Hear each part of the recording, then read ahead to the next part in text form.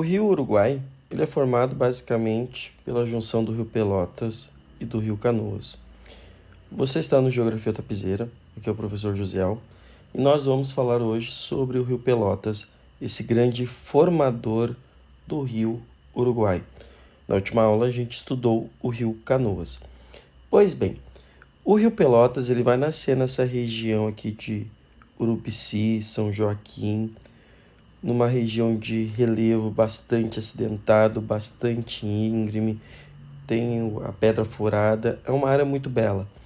Esse rio então ele vai nascer nessa região onde a gente vai ver, além desse relevo bastante acidentado, partes de um relevo mais plano, numa região onde eu encontro tanto a Mata Atlântica quanto os campos de cima da serra e, obviamente, as araucárias. O rio Pelotas, no princípio, é um rio de planalto. É ele, basicamente, que será o rio Uruguai, porque o fluxo dele é o que continua. O rio Canoas é como se fosse um grande à frente dele. Enquanto os dois se encontram, o rio Pelotas, então, ele vira ali o rio Uruguai. Indo pelo percurso dele, percorrendo o seu caminho, o seu leito, a gente vai percebendo uma área de relevo de planalto. Isso já dá uma característica bem importante a este rio, que são as suas corredeiras. É uma região bastante preservada, gente. Quando vocês veem esse campo, não é desmatamento, é campo nativo mesmo. Tanto é que é um parque de preservação. À medida que ele vai avançando, é óbvio que ele vai vindo de uma região de maior altitude, indo em direção a uma região de menor altitude, como é de costume. Ele vai esculpindo o relevo e ele vai também tendo seu caminho determinado pelo relevo. Diferente lá do rio Canoas, numa situação, aqui o rio Pelotas, ele não constrói um cânion. A gente pode até chegar à conclusão que ele é um rio mais jovem, a gente pode chegar à conclusão que as rochas aqui nessa região são mais resistentes, só que a gente pode chegar à conclusão que embaixo de tudo isso tem o grande aquífero Guarani, e o que a gente pode pensar que realmente naquele ponto lá, as rochas do cânion espraiado provavelmente são mais frágeis e suscetíveis à atividade de erosão. O rio Canoas e o rio Pelotas, eles nascem muito próximos. Então, esse relevo que a gente viu ali no princípio, ele é um grande divisor de água, porque indo adiante, você vai encontrar o cânion do Espraiado. Assim de longe, a gente está numa área que não muda muito suas características. É esse planalto espetacular, esses morros, este rio serpenteando esse grande planalto. Em alguns locais já se formam encostas, então áreas suscetíveis a deslizamento. A gente começa a perceber, então, em alguns pontos da área do rio Pelotas, de suas margens, já sendo utilizado para as atividades rurais. Vejam quantos morros, cada quilômetro que tu vai percorrendo, cada metro que tu vai percorrendo, tu vai vendo que é um espetáculo a natureza deste rio.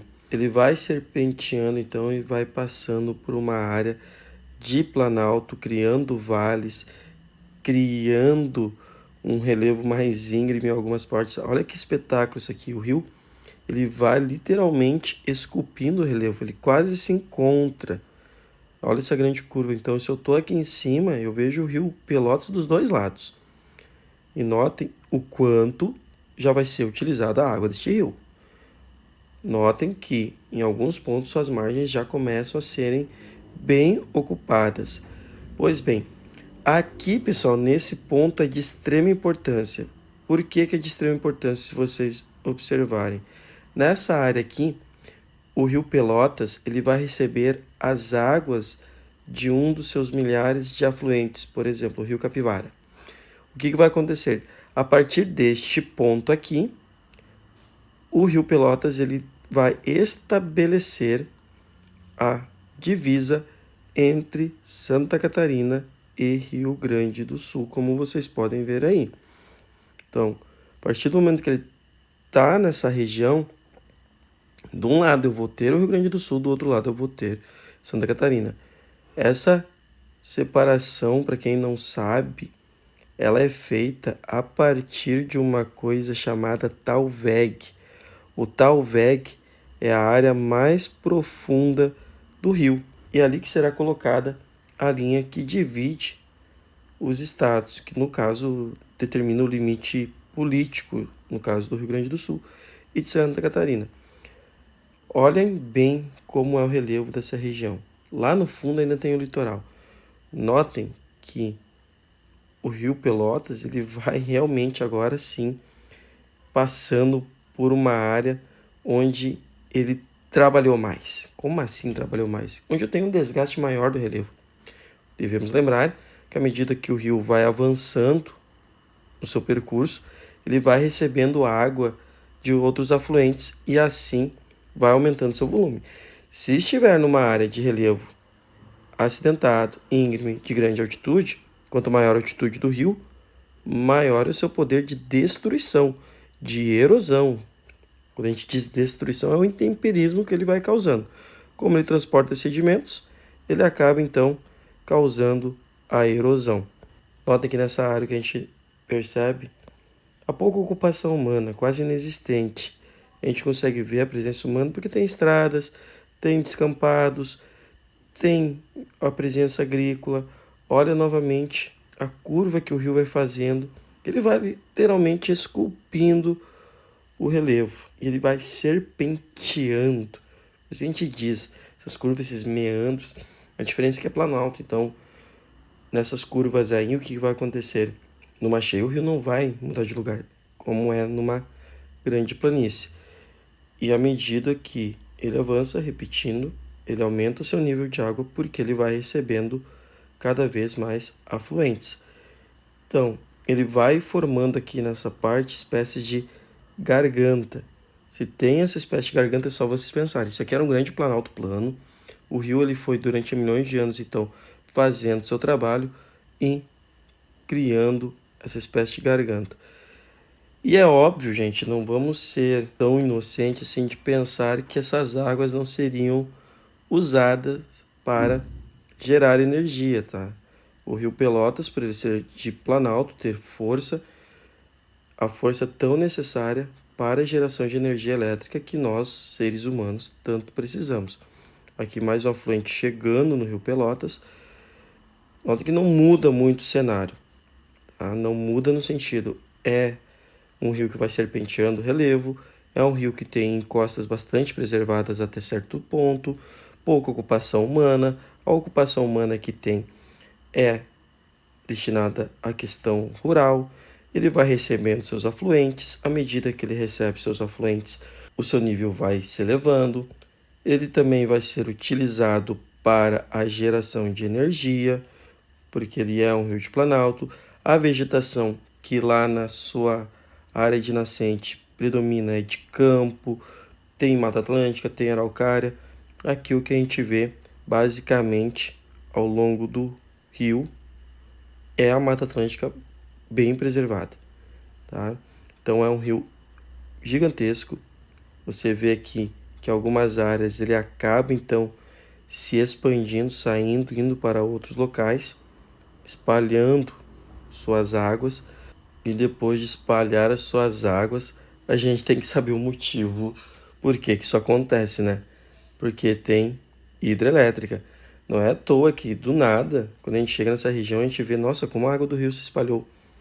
Porque tem uma hidrelétrica ali, tem uma represa. Se isso aqui fosse uma área mais baixa ou uma área mais plana, teria aqui um grande lago artificial. Porém, como vocês viram, o rio ele faz tanto trabalho de destruição das rochas que ele foi construindo gargantas. E quando ele foi represado, essas águas então ocuparam essas gargantas. Depois que ele passa pela hidrelétrica, notem que ele passa apenas a ser aquele fio d'água que a gente já vem presenciando. Saindo da região da represa, a gente vai chegar nessa área que, se vocês observarem bem ela, é uma área plana. Notem a alteração do espaço geográfico. Isso é espaço rural. Saindo do espaço rural, a gente se aproxima do rio e vê que tem encosta preservada. Então, o que vai ser bastante notório é essa situação aqui perto do encontro com o Rio Canoas, na questão da ocupação do espaço. Quando a gente fala em divisão de bacia hidrográfica, quando a gente fala em divisória de água, quando a gente fala para onde vai um rio, para onde vai o outro rio, olhem bem essa cena aqui. Aqui vocês veem o rio Pelotas. Do outro lado, vocês veem o rio Canoas. Eles estão muito próximos um do outro. A gente vê que um vem de um lado, o outro vem do outro. O que está separando eles? O relevo. Tem um ponto aqui que eles poderiam se encontrar antes do que eles se encontram, que é essa área aqui. Se vocês olharem bem, ela é um pouco elevada.